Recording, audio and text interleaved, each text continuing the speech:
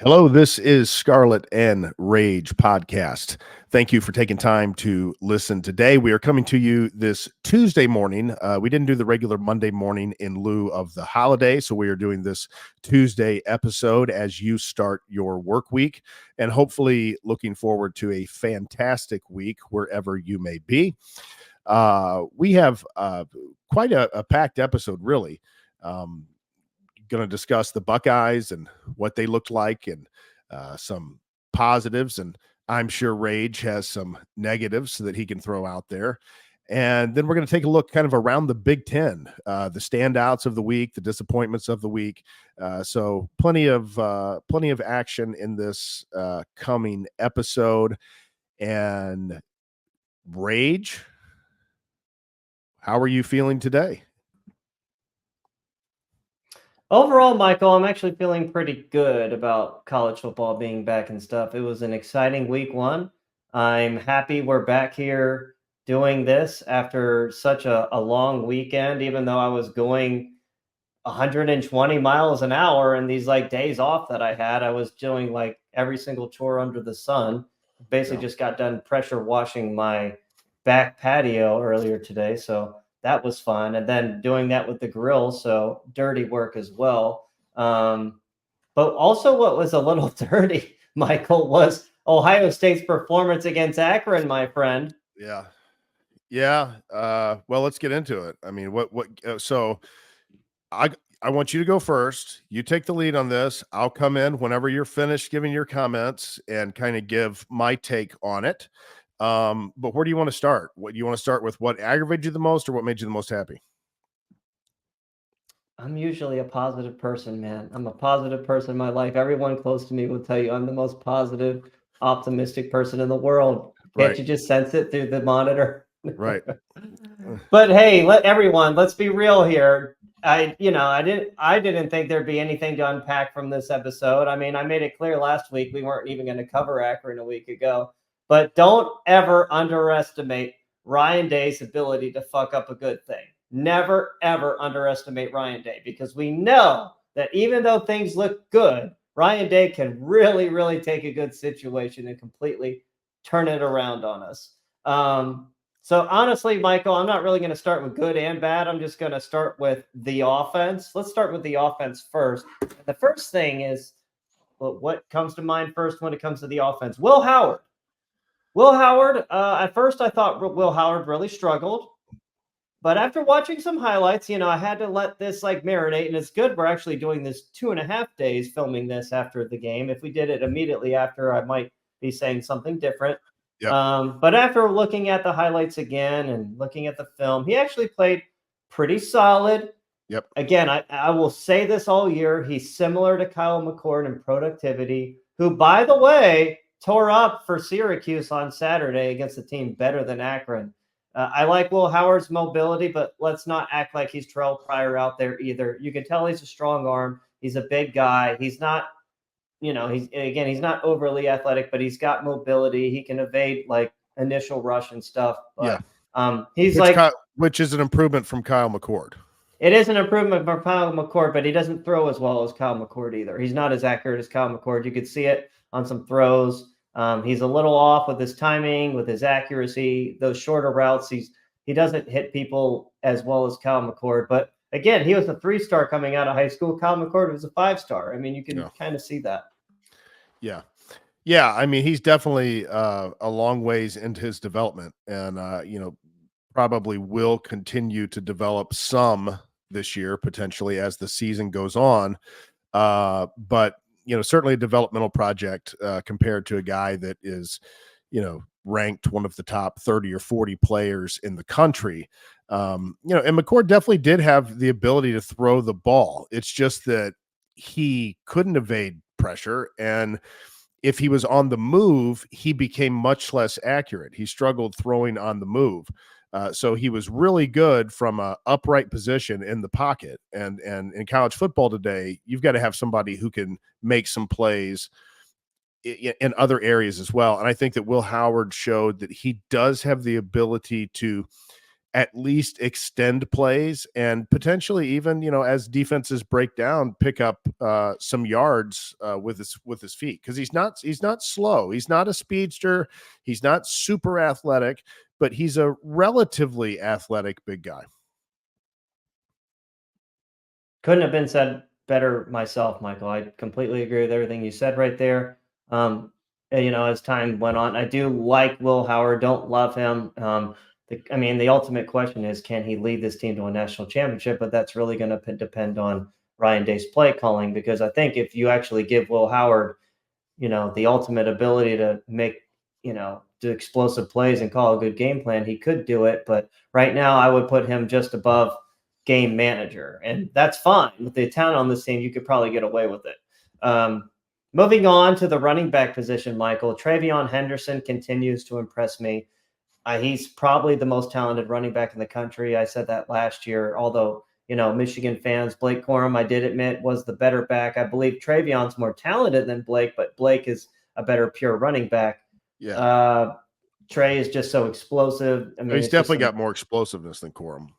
Oh, absolutely. Yeah. Definitely faster too, explosive, but Corum's just more patient, more powerful, just able to read the flow of the play better and read the running lanes better. Not injury prone.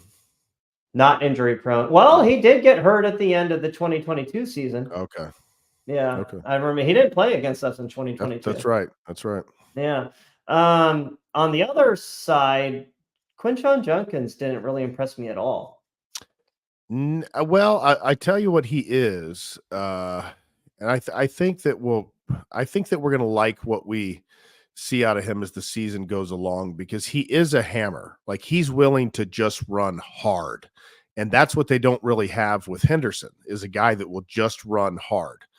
And so I think that he's definitely going to soften up those defenses with those body blows. I see Chip Kelly in big games, pounding him 15, 17, 18 times, and then coming with Henderson to try to hit the home run, 10, 12 times. So I'm very positive with what I see out of the running game. But as far as the Akron game itself, yeah, Judkins was just, he was fine, but nothing spectacular or nothing that was super exciting. But I did see some things that I think are gonna, be very good for this team. And I think the best is yet to come for Judkins. I hope so. I hope you're right. He's not listed to be overly. He doesn't look this big on TV, but Ohio State lists him at 6 feet, 220 pounds, essentially, which is a big back. Yeah. But he doesn't look like that on TV, so I don't know what the truth is. He's not listed that big at Ole Miss. He was listed at 5'11", 205 or something. So where's the truth lie? I guess I don't know if he added that much weight. I'd say he's probably 5'11", 214, 5'11", 215, somewhere in there. Maybe 216, 218, and maybe 220. But I'd say he's probably somewhere between about 212 and 217. But at 5'11", that's if you're strong and you're kind of a solid kind of guy like he is, that's that can be a load coming up at you as hard as he runs, because he runs hard, Jay. No, I don't deny it. I hope everyone runs hard, or else you shouldn't be on scholarship at Ohio State. That's not the question. The question is he talented enough? Can he get it done? I believe he's talented. Obviously he was an all SEC back, but I don't really know what they were doing at Ole Miss. I watched his highlights at Ole Miss, and I'm like, okay, he looks good. He doesn't really stand out to me and everything. He looks like he just got. He got a bunch of carries and everything, but it's just kind of perplexing that we went after him in the portal. But when it looks like, in my opinion, that James Peoples and Sam Williams-Dixon both impressed me more as backs, at least with their burst anyway. And James Peoples looks like he's the next great back at Ohio State after Travion. Like, that guy is the entire package. Now, the good news to take away from all of this is we have a legitimate 4 deep at running back, and that makes me very optimistic. It's the best running back group we've had and that I can ever remember, at 4 deep anyway, Michael. Yeah. No, absolutely. I'm the running game, even though it didn't, knock anybody's socks off with stats or anything like that. That first game, I think the running game is going to be, very good for this team. Well, obviously the running backs aren't a problem, but the thing is, I don't know if our running game is going to be that good because the offensive line continues to be a disaster, man. That Yeah, was a disastrous performance. And the running backs, as talented as they are, you just can't beat a bad offensive line. And I understand we were down Donovan Jackson, but this is fucking Akron. You yeah. should be able to run them the fuck over with your backups. With your backups. This is Akron. This is not even like the best team in the MAC, which is I don't even know. Toledo. I mean, they seem to like usually like near the top. I don't know if it's Northern Illinois. I don't know. But the Well, offensive line I is can tell you, problematic.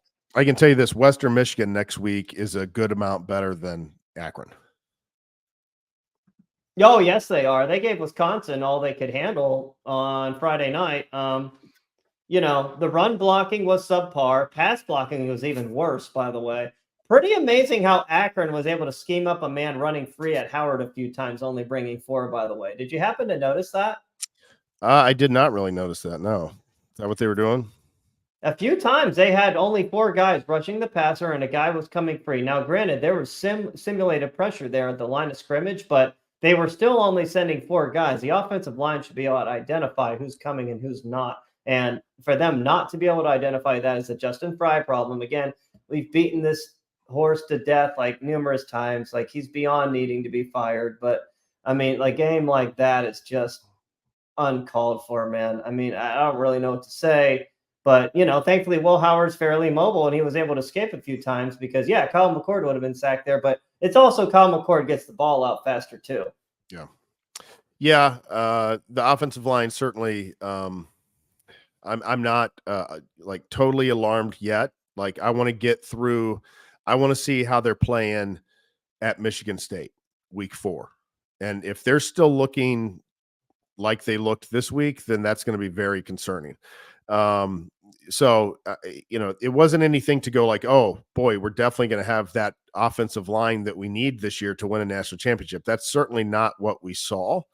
But for me, I'm not quite ready to say that's the case or not the case. I want to see how they come together, get Jackson back in, get through Michigan State, and kind of see how they're looking at that point.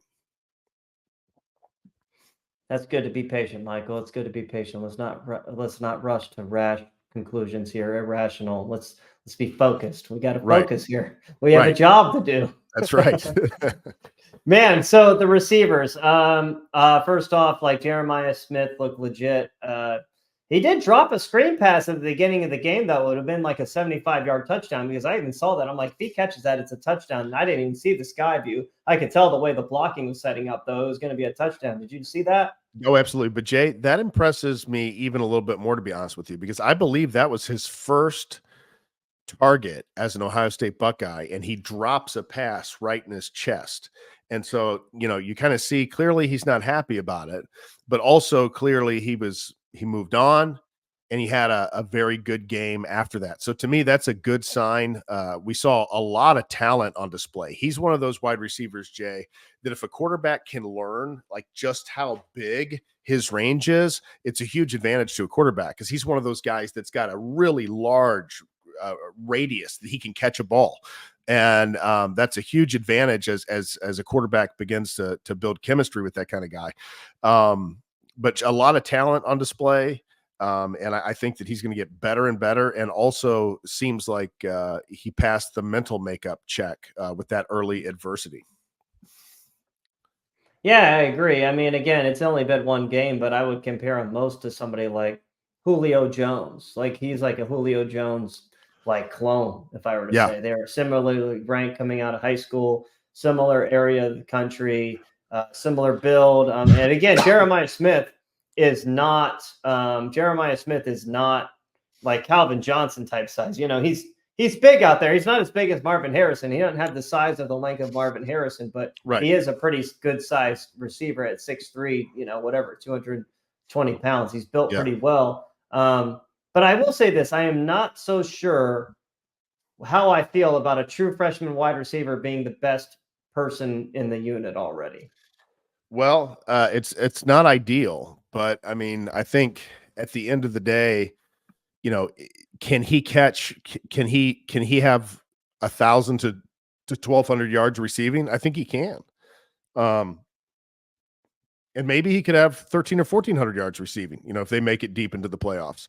And so if that's the case, like you get 13, 1,400 yards out of a guy, then, whether he's a freshman or sophomore, I mean, you'll take it. But, it's not ideal, having a guy that's never been out there before needing to be your main playmaker going into the Big Ten championship and the playoffs. But hopefully at that point, he's seasoned enough and his confidence has grown enough that, he's not a freshman anymore. He's ready to go. He belongs there. Yeah, I mean, let's hope so. Let's hope so. Moving on, Carnell Tate. I think he had a drop early in the game as well. He did have that nice fourth quarter catch and run for a touchdown when Akron was kind of mentally defeated. I would have liked to have seen more out of Emeka Egbuka, but he's just continuing to look like a guy that's just a guy receiver. He's just, if there's a game manager quarterback, he's a game manager wide receiver. He's nothing spectacular. He's not explosive. He's not very big, but he is sure-handed. He's a very sure-handed guy, but having Emeka Egbuka as your third best wide receiver on the team is pretty elite. So I guess we should be now, who do you blessed. think number 2 is? I would put Carnell Tate above Emeka. Okay. What do you think about Ennis? Ennis didn't play enough at wide receiver for me to get a look, and I was about to move on to him. Brandon Ennis. You like him returning the ball? I like him returning the ball. It's hard to say now, like, how great of a punt returner he is. Like, he's not Santonio Holmes or Ted Ginn, but he could be a nice punt returner for us. He might be able to break the spell. And, your boy Jalen Marshall was, I believe, the last guy to return a punt or kick for Ohio State in a game. So yeah, I text with him the other day and I told him that he was getting a shout out on the Buckeye board, because it said that Ennis was the best receiver the best returner since Jalen Marshall. Does he read any of those boards, by the way? Never. Really? Why? He just doesn't. He's just not into it. Yeah, I mean, I don't know. I guess on there, if you're a player and stuff, like if you get wrapped up in that stuff, maybe it does mess with your mind type thing. I don't know. I guess. Man. The tight ends. I get moving, but Brendan Ennis looks pretty legit as a punt returner. Kick return, Jaden Ballard, I think that's the perfect spot for him because of his straight line speed. Jaden Ballard, I think he played some at receiver, but he's not going to play any meaningful snaps. But I did like that they actually rotated the receivers a little bit more in this game and played the backup some. And that's good. It's going to be a long season if Ohio State makes the playoff, which I think they will. How they are seeded is another discussion, but the cap off the offense, man, scheme-wise, the typical Ryan Day bullshit. There was a fourth down early, I think on Ohio State's third or fourth drive of the game. It was 4th and 5. Akron was blitzing. Howard had to get it out fast, and he threw a 3-yard route to Egbuka short of the sticks, and it wasn't even completed. Come on, guys. Every fourth down throw, any fourth down throw needs to go past the marker every single time. You can't throw short of the sticks. No. That's just weak fucking bullshit by Ryan Day, man. Ryan Day just, watching games. It's one thing, Jay, if option 1 is just covered and option 2 is just covered and your only hope is to dump it down and hope the guy can break a tackle. But that wasn't the case. That was option 1 to go right there. You could tell. Absolutely. That's the only place he looked from what I could tell. Yeah. And that's a problem. That should be schemed 7 yards, not 3 yards. Again, you probably want to run 2 yards past the sticks just for good measure. I understand you're not always going to have that time because Akron is blitzing, but that's often the offensive line. It's Akron. You should be able to pick them up and block them. You should have, to be honest, you should be able to block 6 guys with 5 guys when you're Ohio State. But again, as time and time goes on, the way Ryan Day calls offense, to recap the offense, it wasn't a very good performance overall. It was clunky. There weren't a lot of explosive plays, and as time and time goes on, it does feel like that Ryan Day's play calling was saved and his deficiencies were masked by having NFL quarterbacks such as Dwayne Haskins, Justin Fields, and CJ Stroud. Those guys really, it turns out, I feel like bailed Ryan Day out and made it seem like he was some kind of offensive wizard when as time goes on, it's clear that he's not. Like he's not really out scheming people with his game plan. No, he hasn't in quite some time. You're right about that. And so I don't know if Chip is going to be able to, kind of resurrect some things and bring some things to life. That's another area that I'm not ready to kind of make any kind of call on. It was clunky. There were some drop passes, I don't know.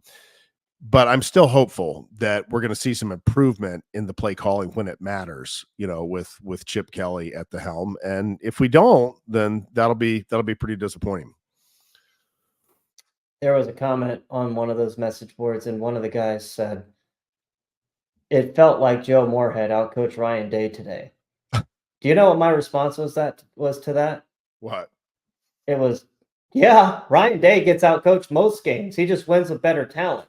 Yeah. Like it's honestly, and this is sad to say, it is rare to see Ryan Day actually out scheme somebody, because I've maybe seen it like a handful of times in his career. It's mostly just vanilla offensive game planning, defensive game planning. He runs a very vanilla style of football, very basic on both sides of the ball. And he doesn't really dictate the pace. I mean, At least not without NFL quarterbacks, he doesn't. Right. So yeah, I mean, I agree. I'm with you. I don't know, Jay. I don't want to get on my Ryan Day woes this early in the season, but there's certainly some concerns. It is what it is, man. Yeah. Again, it's not. Here's the problem, people. This Ohio State. I mean, like I was going to save this comment for the end, but the biggest problem here is this is a team that was supposed to come out as a machine early on. We are filled with 4th and 5th year players across the board. We had all these guys come back, and they're telling us all in the offseason, Ryan Day is determined. He's out to kill people, blah, blah, blah, all that bullshit that, to make you want to believe that something is changing. It hasn't changed, people. He's the same fucking guy. He's not going to change who he is at his core. And at his core, he's just not an aggressive head coach that's going to take it to the opposing team. He's usually going to let them dictate things versus the other way around. And he's just like, they lack attention to detail in his program. And I'm going on a rant right now, but again, like I understand this is off script, but the fact of the matter is this was supposed to be a team that was supposed to hit the ground running, and they failed doing that against Akron. And it doesn't give me much confidence later on, because I don't know. I don't trust Ryan Day to turn things around. But let's move on to the defense, though, Michael. Well, Jay, let me ask you this real quick.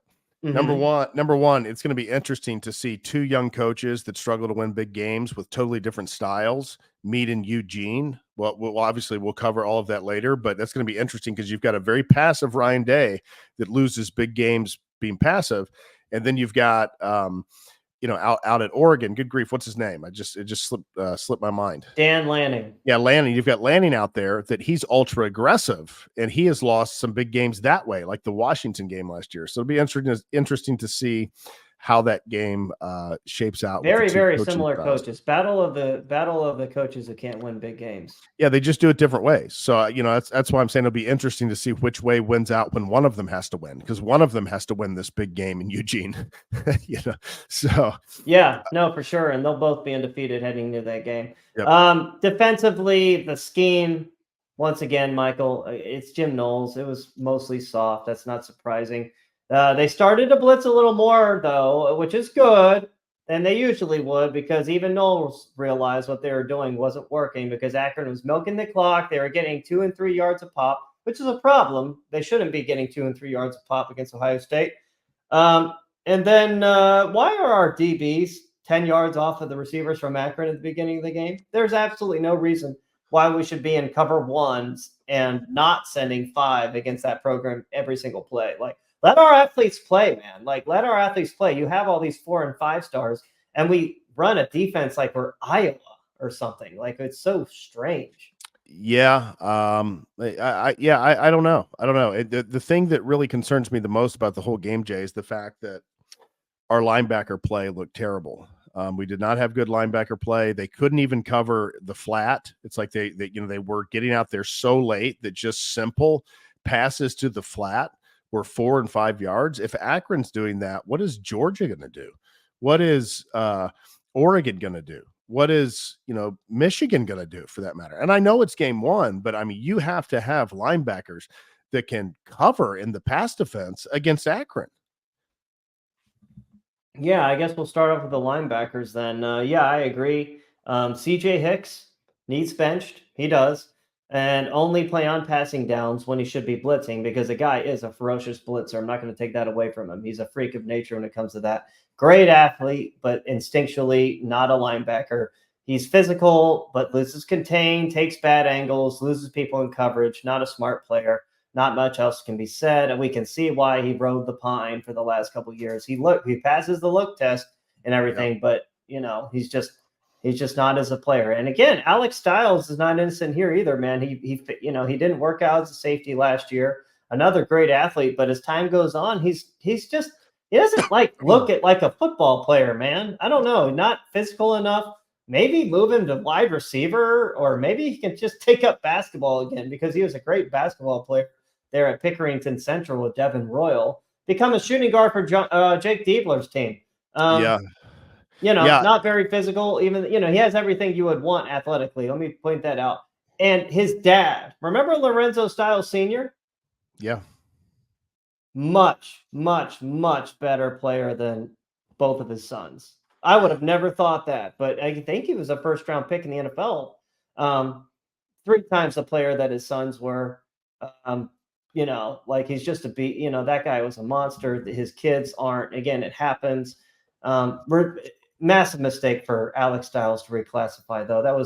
He shouldn't have done that. He would be in his true sophomore season, but he's in his true junior season. And honestly, he should be in school for 5 years and just figure football out, because he's just far away from a finished product. And that's the thing that we do have to remind ourselves of, and it's his fault. But we're looking at him totally different as a true sophomore starting his first game at linebacker than we are looking at him as a third-year player.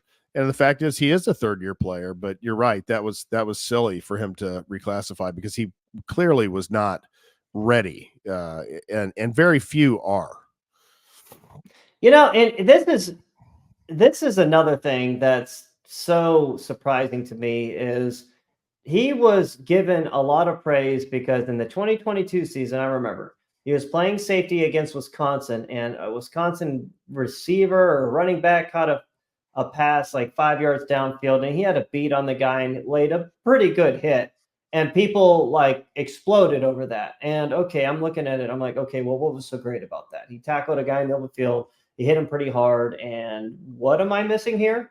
Yeah. It's not like he made some kind of Malik Hooker type interception, or decleated a guy, or caused a fumble, a strip sack, or return for a touchdown. He just had a solid tackle in the open field. And I'm supposed to believe that he's a great player off of that play.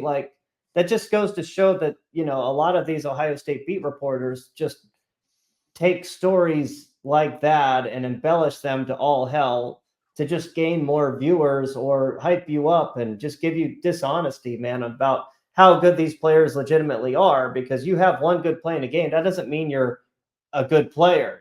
You need, a lot of those types of plays, or better plays than that, before I'm going to start looking at you as a game, like a game changer. Right. Yeah, and he's definitely not that at this point. I hope he improves, and I hope that when they get Simon back, that things are going to look better there. But boy, they did not look good the other day. Now, Jay, I thought the defensive line looked pretty good at times. I thought that Tuimoloau even showed some speed off the edge at times that I feel like we haven't seen in the first 3 years.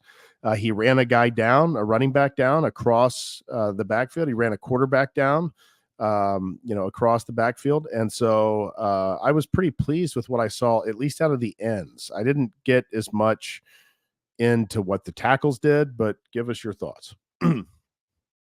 I would agree. Tuimoloau had that one good play, but after that, I think he kind of disappeared. Sawyer, as time has gone on, is the better player, and he'll be the higher draft pick. I don't think either one of them are going to be first-round draft picks, but I think Sawyer is the better player and generated the most pressure. The biggest thing I take away from the defensive line, Michael, are the backups, because I believe I saw much more pressure from the likes of Kenyatta Jackson, Mitchell Melton, and Caden Curry on the edge versus anyone else, including Jack Sawyer. Like, those guys all can get immediate pressure in the backfield. Like, Kenyatta Jackson actually lined up inside, did a quick spin move, and got on the quarterback like really quick in like the third quarter. Like, that is just not something you can teach. Like, you either have that or you don't. That guy, just from that, I can tell he has all the physical tools, and he needs to play more. He needs to play more. I would like more packages of like Sawyer, Melton, Jackson, and Caden Curry. Caden Curry caused that fumble on the Akron quarterback when he came from the backside and hit him real well. Yeah. And as well as, Tyreek Williams didn't stand out to me this game. I mean, we know he's a very good player. Ty Hamilton didn't do anything, I don't think. So that's a little concerning. But I believe Caden McDonald also needs to play more, because he's a legitimate one technique that just do not grow in the Midwest very often.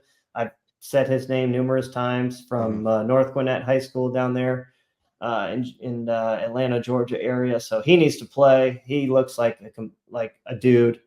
But that's what I take from the defensive line, man. I thought it was good, not amazing, but Akron was, I don't know. I guess it goes back to the scheme. I'm gonna get lost in like scheme stuff if I like go down that track talking about what Akron was doing and what Ohio State should have been doing. Yeah. I'm just looking at this unit as an individual unit right now, not as a whole.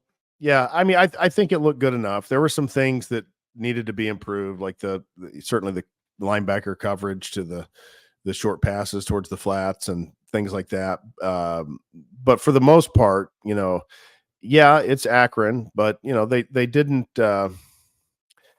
The first half, they gave up a few too many yards. The total yards didn't look that bad, because Akron had a couple of big negative plays that subtracted off of those total yards. But the first half, it needed to be tightened up a little bit. Akron got way too many yards that first half. But after that, it was, they pretty much locked them down,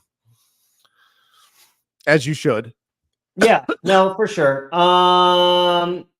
Back to the linebackers real quick, man. I just want to point out that Arvell Reese looked like a beast, and the best linebacker on the team for that game. And Gabe Powers also needs to play more, because Gabe Powers, that's a white linebacker, by the way, who absolutely can run. He's not like our white linebackers of the past who lack athleticism. Like, this guy, I could tell when he plucked that ball out of the air off the deflection and scored. I'm like, dude, that looks like AJ Hawkish. Yeah.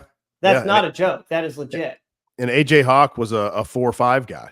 He ran a 4.5 in the combine. So Gabe Powers is a little bigger than Hawk. I think Hawk was like 6'2", 6'3". Gabe Powers is 6'4". So again, Arvell Reese and Gabe Powers, and really, Cody Simon's got to play, but those are the three best linebackers on the team. I would not be playing Alex Stiles and CJ Hicks anymore. And they're both 5 stars, and that's crazy. But I don't know. They don't have it, man. Yeah, I agree. Secondary, Michael, do you want to take the secondary to start off? Well, I mean, I don't have too many thoughts on the secondary, to be honest with you. I mean, I thought they did fine. There was a few issues in that game with, giving up some yardage that you probably shouldn't give up against Akron. But I'm not going to be too picky. They did their job. Yeah, I mean, my biggest problem is you have these guys that are supposed to be lockdown corners, and Knowles starts out the game, and these guys are 10 yards off the line of scrimmage. Like, why? Like, what? What are we doing here? Like, this is Akron. Like, and one player I want to point out. I mean, number one, Davison Ignosin looked really good. He looked really good, very physical. Obviously, we know he's got a lot of length and size for corner, and he's physical, but Denzel Burke, man, oh man, he looked terrible. He was playing off his receiver. He got beat a couple times, missed a tackle. He had that interception, but if you watch close enough on that interception, the Akron receiver dropped that ball that allowed Denzel to be able to take the ball away. If that Akron receiver actually catches that football, it's not an interception. So it's not like Denzel Burke stepped in front of him or had lockdown coverage. He was he was in drop coverage and then broke on the football. And because of that, it's like, dude, like, why are you so off on an Akron receiver for one? And then number two, like, why are you not breaking as fast on an Akron receiver for two? So I don't know, man. He's back to his like freshman and sophomore year of not being very good. I thought he took a step forward last year. So far this season, he's taken another step back again. I mean, yeah, if you're talking about, did Denzel Burke look like a first round corner? No, he didn't look like a first round. He's not a first round corner, by the way. He's not, and I've said that before. He's not. He'll be lucky if he goes in the second round, and he's lucky if he does. Yeah, I agree with that. Jordan Hancock, there's not much to discuss there. I mean, he was just kind of there. Caleb Downs, little disappointing. Didn't notice him out there. I mean, I did notice him, and I can tell you where I noticed him. You know where I noticed him, Michael? Where? I noticed him on Akron's first drive of the game. Yeah. When they were able to get in field goal range and take the lead for their first drive of the game. And there was like a 3rd and 18, and they threw like a little screen pass or something. Caleb Downs broke. Now, granted, it was a tough tackle, but this is somebody who was like first team All SEC, preseason All American, yada, yada, yada. That is a tackle I expect somebody of that caliber to make, and he missed it. He missed it and allowed the Akron receiver to pick up 10 yards and for them to get into field goal range. If he makes that tackle, I don't think Akron attempts that field goal. And it's plays like that are going to come down the line and really, really hurt Ohio State, because the tackling overall in this game was not great. It was solid, but it wasn't great. And, I like Caleb Downs.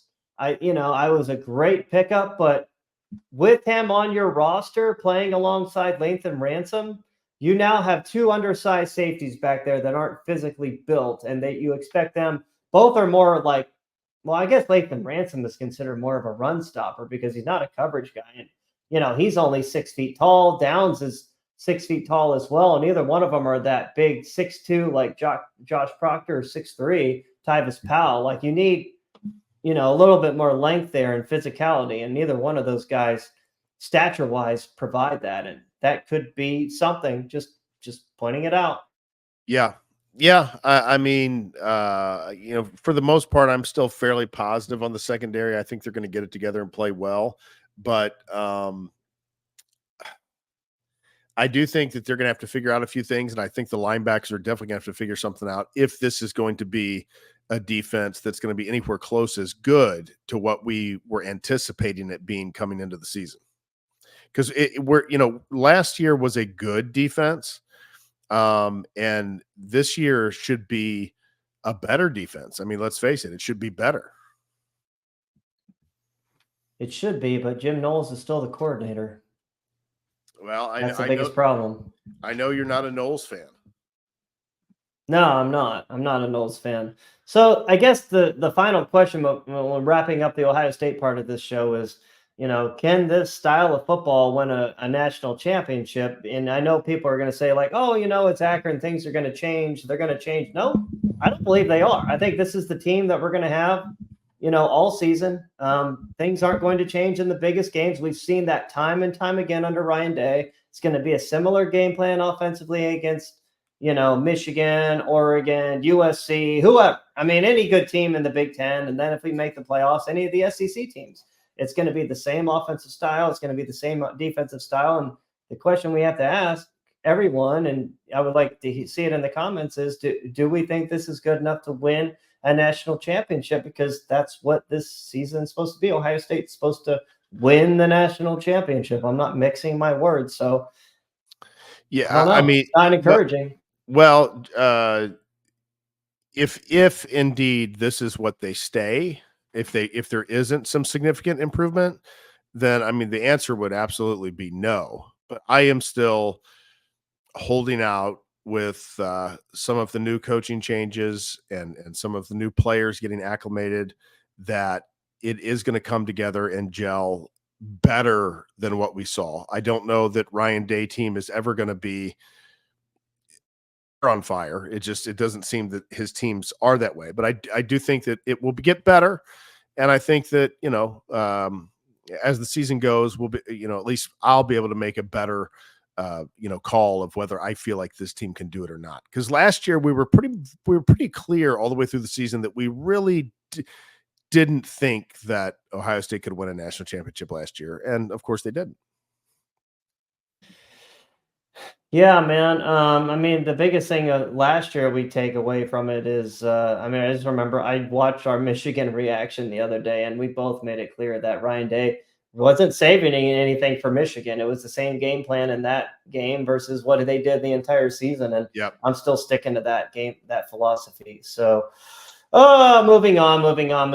Michael, the Big Ten had a lot of games this past weekend. Obviously, after last night, we have now completed week 1. And off topic on week 1, I know we're about to get into Big Ten, but Boston College just beat Florida State. Yeah. Florida State is not very good. Obviously, they're not a good football team. But and Clemson is not a great football team. So the ACC does not have any real good football teams in it this year. That much is clear, I think, after week 1. I'm going to go ahead and make that call that they may have a playoff team, obviously, but they don't have any real good football teams. But the Big Ten, Jay, had, some ups and it had some downs. Obviously, the guys from UNC were able to overtake Minnesota. Minnesota was able to, lose right at the end of the game, as the Minnesotas and the Iowas have done so often against teams that have better athleticism. And it comes down to athletes there, I think. But what other kind of like marquee game do you want to get into first? Do you want to save USC LSU for last? Do you want to go ahead and get into that now? You tell me. Well, I mean, since you kind of started off bad, I think we'll start with the bad. And yeah, Minnesota, that was disgusting. Oh my God, man. PJ Fleck just needs to be gone. Fire that guy. It's insulting to Minnesota and that program's history that guy is still there. I think they finished under 500 last year, and now they're stuck with that guy again. And their offensive philosophy is so bad. And I know people are trying to say geographically they're at such a disadvantage, but I mean, Minneapolis, they are located in Minneapolis. They still have, big cities in the Midwest they can recruit from. And, at the end of the day, if PJ Fleck put a product on the field, like a more wide open offense, then that would excite recruits at the skill positions to attend Minnesota. And he's not doing that. So you can't expect these kids to go there because, to lump in Wisconsin with this. Yeah, Wisconsin struggled too, and they didn't look very good. And that was very discouraging. I don't think Luke Fickell is the answer. I don't think Luke Fickell is a very good coach. I've said it before. But at least Wisconsin is trying. They did hire the offensive coordinator from North Carolina. Now, they didn't throw deep as much as they wanted to and stretch the field, but at least they are trying to run some kind of spread 21st century wise. But I mean, it feels like, to lump two teams in together there, it feels like Russell Wilson's Wisconsin team back in 2011 was really the height of Wisconsin offensive firepower. They're not going to ever have anything better than that. But yeah, that's the bad starting off. Anything to add to those two teams, Michael? No, I agree. So let's get on to some of the good here. How about Penn State, West Virginia? Pretty impressive win by the Nittany Lions. Very, very impressive. That was surprisingly impressive because, Michael, I even said I thought they were on upset alert with everything West Virginia had coming back, everything Penn State had lost. But man, again, maybe West Virginia is not very good. Maybe they're like a weak Big 12 team. I don't know. But Drew Aller impressed me. Their passing game impressed me. Obviously, we knew their defense was going to be good. They lost some people in the secondary. Abdul Carter and Danny Dennis Sutton, of course, are beasts on defense. They pressured the West Virginia quarterback all day long. But, what was also surprising is Julian Fleming did not have a registered catch in that game. He did not have one catch. Yeah, I saw that he didn't show up. So not good for Julian, but no, good game. I feel bad for him. He transferred over there and he's just not playing there either, but maybe just wanted to be closer to home. I don't know. Who knows? But good day for Penn State. Nittany Lion fans ought to be pumped up about that. Michigan, that wasn't probably what our Michigan fans wanted to see to open up the season. Didn't look too good, Jay. Oh my gosh, Michigan. I mean, oh my gosh. I mean, again, we just had our recruiting podcast and we told you guys, like, hey, Michigan, we're happy that you won the national championship last year. I think we're the only podcast that's happy you won that. But dude, you guys have to recruit better. Like this Davis Warren guy, I saw his backstory, like cancer survivor or whatever. Like, I forget what else he had going on, but a walk-on quarterback is just not the answer at Michigan, guys. You can't expect somebody like that to come in and, be able to like just lead you guys. Like Colston Loveland, yeah, best tight end in the country, no doubt about it, probably. But Tyler Morris is fine, but then like you have a bunch of dudes who are like 2 and 3 star players at the skill positions trying to catch passes.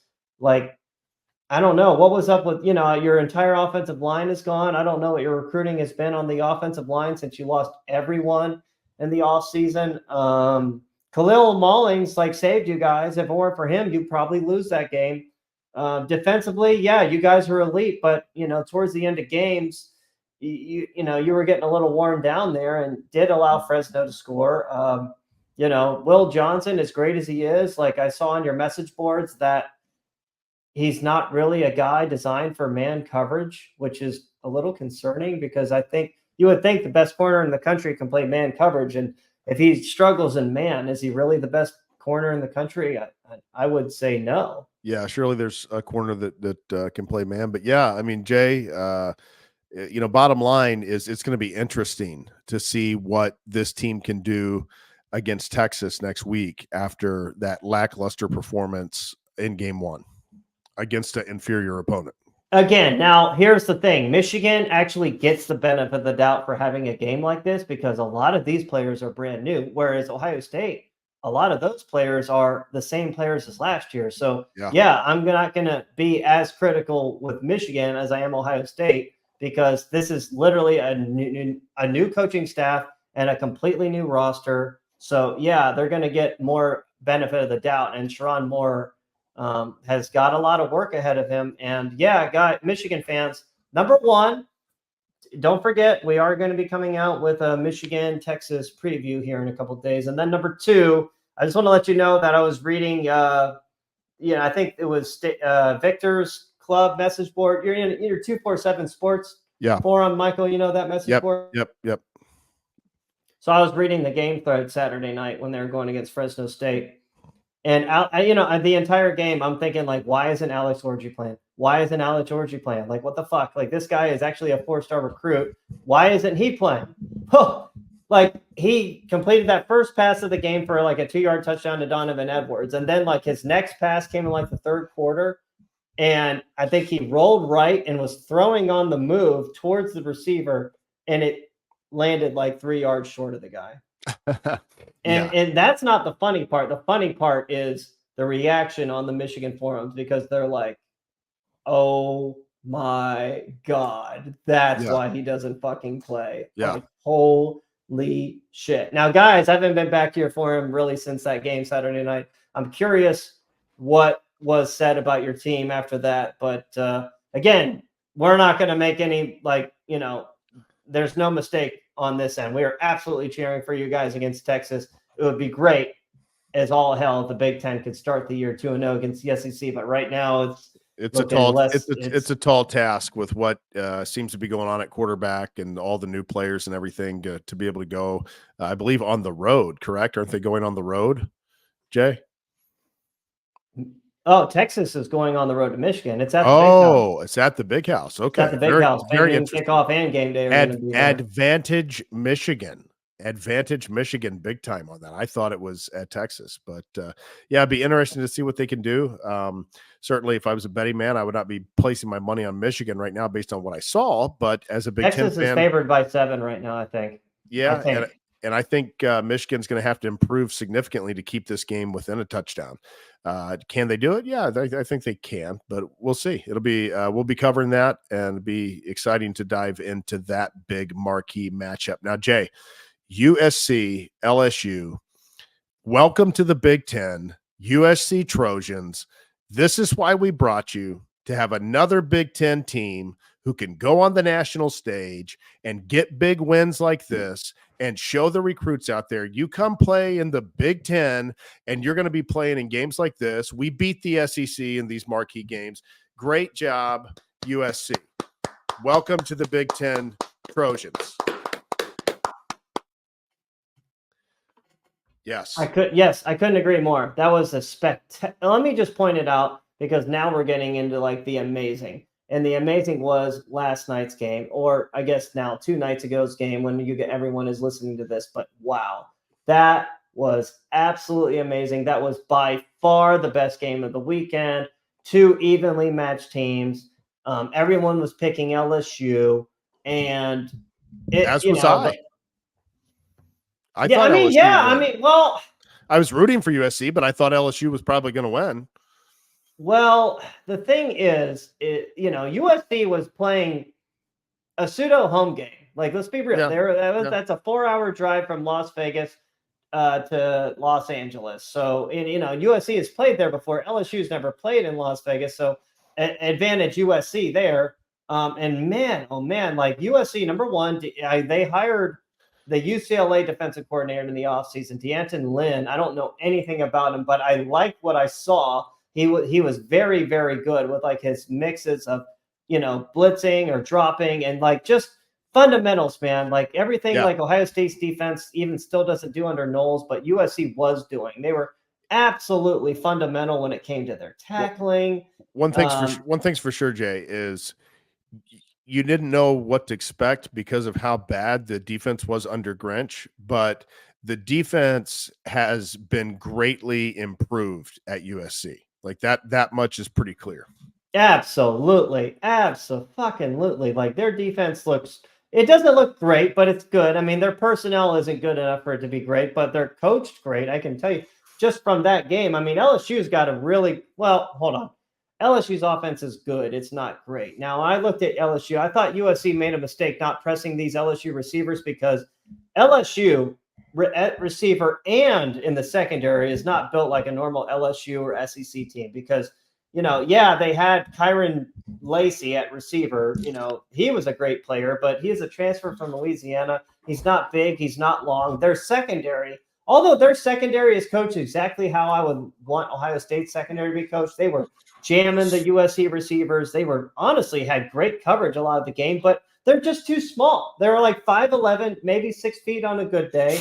Going against like 6'4", 6'5" receivers, they're just not going to win those battles. They were usually in position all of those throws, and they just weren't long enough to, disrupt them. But Miller Moss, man, that guy, he, between him and Cam Ward from Miami, the transfer from Washington State, they are the 2 front runners now for the Heisman. Absolutely. I agree. Yeah.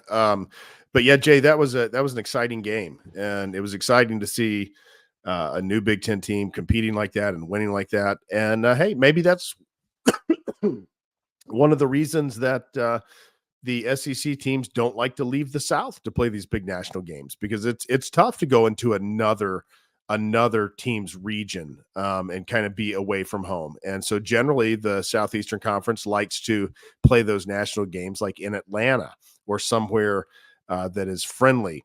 And, but hey, USC took advantage of it, and USC got the win. And I've been critical of Riley, but does Ryan Day have a regular season win as impressive as that, really, out of conference? I mean, I don't believe he does.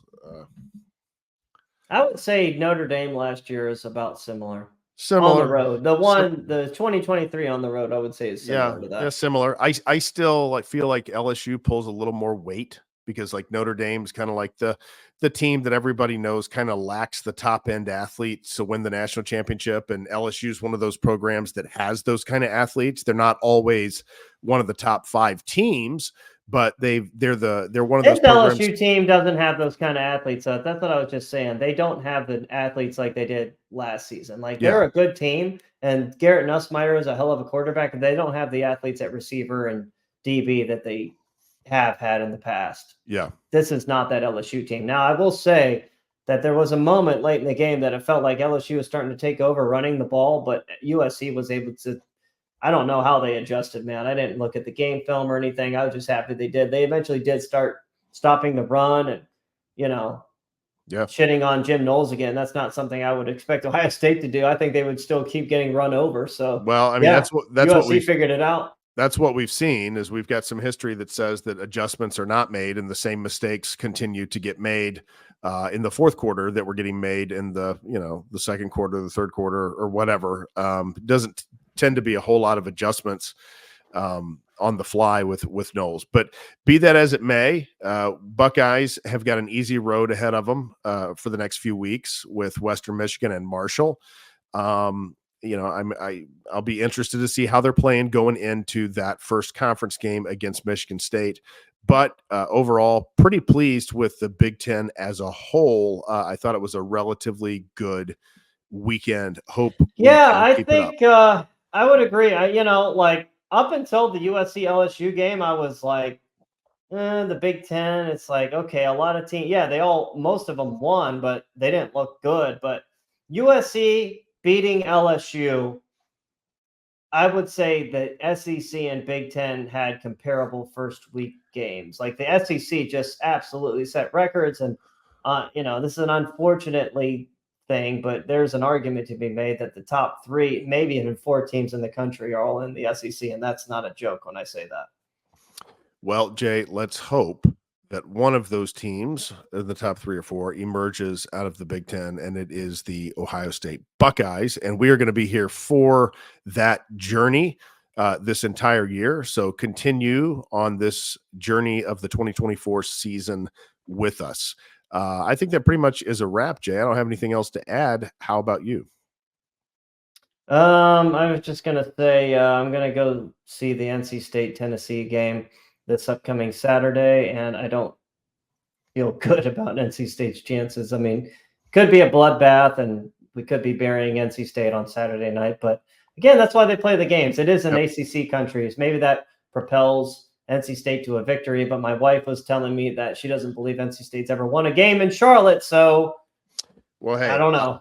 I will. I'll be rooting for NC State in that game. Oh, hell yeah. I'll be rooting for NC State. And sorry, everyone, that's on the same time as Ohio State. So when I watch the Ohio State game, it will be on replay.